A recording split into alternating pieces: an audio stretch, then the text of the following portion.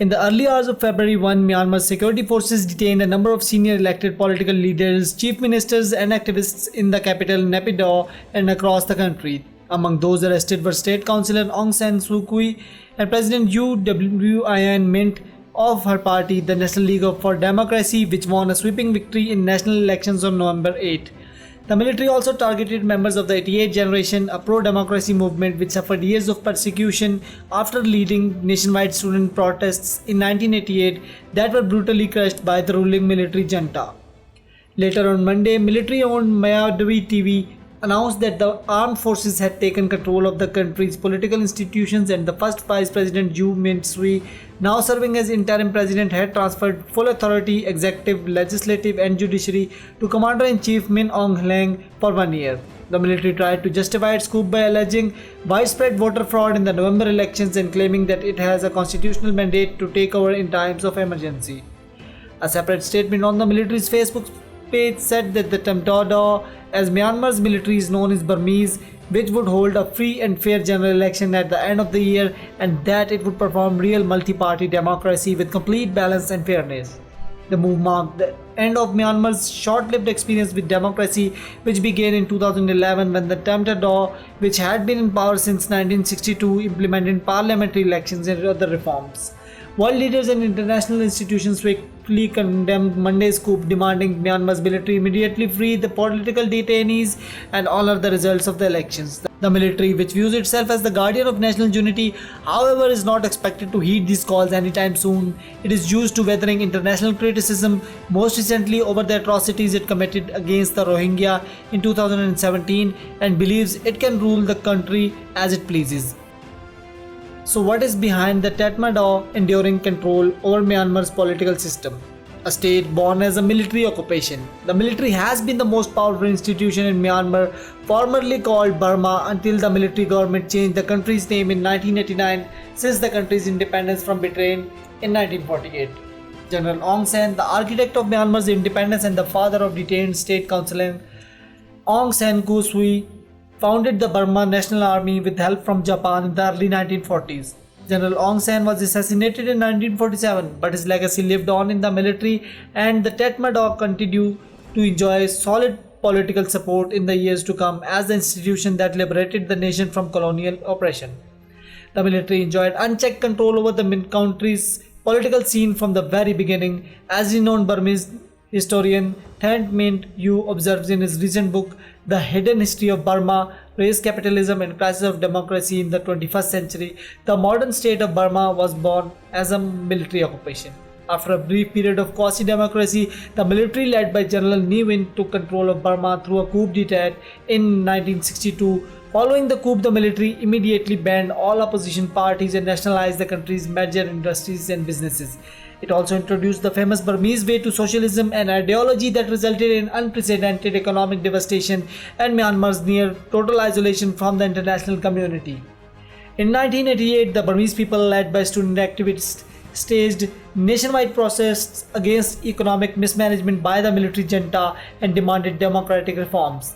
The protests were met with a brutal military crackdown in which as many as 5,000 people were killed. The military successfully clamped down on the protests, however it failed to silence the growing calls for democracy and lost nearly all public support. Within the same year, Aung San Suu Kyi founded the NLD and started pressuring the military government to hold elections.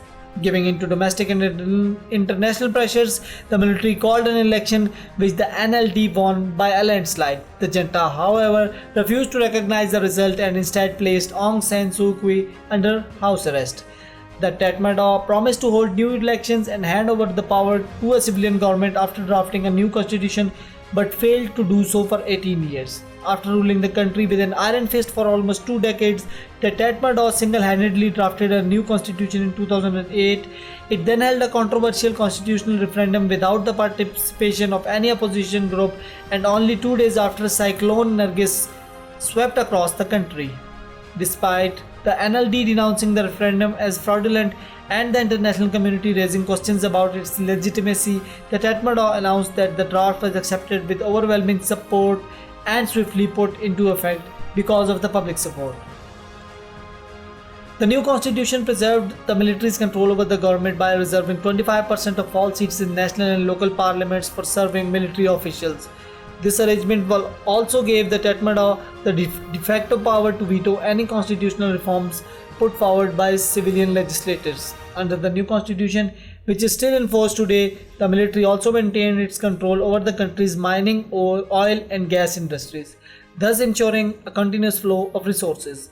This arrangement gave the Tatmadaw complete financial independence and allowed it to easily resist any international and domestic calls for reforms for years. A report by Amnesty International in 2020 revealed that Myanmar Economic Holdings Limited has netted 18 billion between 1990 and 2010 through military-controlled businesses, which invested the majority of revenue back into the military budget. The military's sustained repression of ethnic minority groups fighting for basic citizenship rights and tendency to imprison any activist, journalist, or politician resisting its authority led to its losing significant public support over the years.